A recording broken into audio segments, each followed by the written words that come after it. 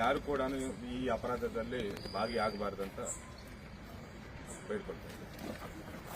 ಇವತ್ತು ನಮ್ಮ ಬೀದರ್ ಪೊಲೀಸರು ಒರಿಸ್ಸಾ ಮಲ್ಕಾನ್ಗಿರಿಯಿಂದ ಬರೋ ಒಂದು ವೆಹಿಕಲ್ ಇಂಟರ್ಸೆಪ್ಟ್ ಮಾಡಿ ಖಚಿತ ಮಾಹಿತಿ ನೀಡಿದೆ. ಸುಮಾರು 660 ಕಿಲೋ ಗಾಂಜಾವನ್ನು ಸೀಸ್ ಮಾಡಿದ್ದಾರೆ. ಪಿಕಪ್ ಗಾಡಿಯಲ್ಲಿ ಇದನ್ನು ಒರಿಸ್ಸಾದಿಂದ ಟ್ರಾನ್ಸ್ಪೋರ್ಟ್ ಮಾಡಿಕೊಂಡು ಮಹಾರಾಷ್ಟ್ರ ಶೋಲಾಪುರ್ ಅಲ್ಲಿಗೆ ಡೆಲಿವರಿ ಮಾಡಬೇಕಂತ ಇಬ್ಬರು ಆರೋಪಿಗಳು ಗಾಡಿಯನ್ನು ಓಡಿಸ್ಕೊಂಡು ಹೋಗ್ತಿರುವಾಗ ನಮ್ಮ ಪೊಲೀಸರು ಇಂಟರ್ಸೆಪ್ಟ್ ಮಾಡಿ ಗಾಂಜಾನ ವಶಕ್ಕೆ ಪಡೆದಿದ್ದಾರೆ. ಸುಮಾರು 660 ಕಿಲೋ ಗಾಂಜಾ ಮಾರ್ಕೆಟ್ ವ್ಯಾಲ್ಯೂ ಪ್ರಕಾರ 6.6 crores ಇದೆ ಅಂತ ಅಂದಾಜು ಮಾಡ್ತಾ ಇದ್ದಾರೆ. ಇಬ್ಬರು ಆರೋಪಿಗಳನ್ನು ದಸ್ತಗಿರಿ ಮಾಡಿ ತನಿಖೆ ಮಾಡ್ತಾ ಇದ್ದಾರೆ.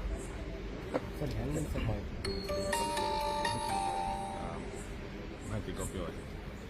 ಅಂದ್ರೆ ಸರ್ ಇವರು ಫಸ್ಟ್ ಟೈಮ್ ಮಾಡ್ತಾ ಇದ್ರ ಪ್ರತಿ ಸಲ ಈ ತರ ಫಸ್ಟ್ ಟೈಮ್ ಈ ವ್ಯಕ್ತಿ ಮೇಲೆ ಈ ಹಿಂದೆ ಕಲಬುರಗಿ ಸಿಟಿಯಲ್ಲಿ ಒಂದು NDPS ಪ್ರಕರಣ ಇದೆ ಅಂತ ಗೊತ್ತಾಗ್ತಾ ಇದೆ.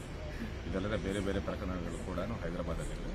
ಮೂಲತಃ ಈ ವ್ಯಕ್ತಿ ನಮ್ಮ ಬೀದರ್ ಜಿಲ್ಲೆಯವನೇ, ಬಟ್ 15 ವರ್ಷದಿಂದ ಸುಮಾರು ಹೈದರಾಬಾದಲ್ಲೇ ಇರ್ತಿದ್ದಾನಂತ ಮಾಹಿತಿ.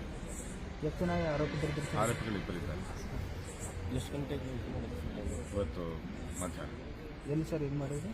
ನಮ್ಮ ಹೈವೇ ಮೇಲೆ, highway going to Mumbai, Hyderabad Mumbai highway ಮೇಲೆ ಇರ್ತಿದ್ದಾರೆ. ನಮ್ಮ ಇಂಟರ್ಸೆಪ್ಟ್ ಮಾಡಿ ಇತ್ತೀಚಿನ big raid sir Bidar police. ಹೌದು.